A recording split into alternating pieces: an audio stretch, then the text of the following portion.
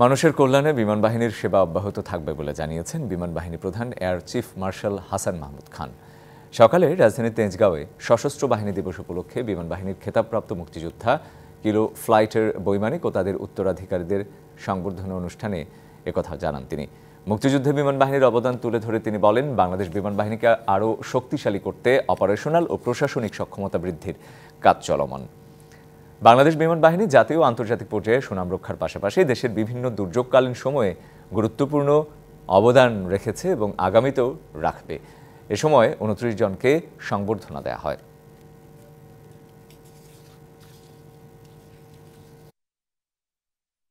বাংলাদেশ বিমান বাহিনী দেশের স্বাধীনতা ও সার্বভৌমত্ব রক্ষার পাশাপাশি জাতীয় ও আন্তর্জাতিক দুর্যোগ মোকাবেলা, অগ্নি নির্বাপন, উদ্ধার অভিযান, ত্রাণ সামগ্রী বিতরণ, সেনা ও নৌবাহিনী এবং অসামরিক প্রশাসনকে সহায়তা প্রদানের মাধ্যমে দেশ গঠন ও আত্মমানবতার সেবায় গুরুত্বপূর্ণ ভূমিকা পালন করে আসছে।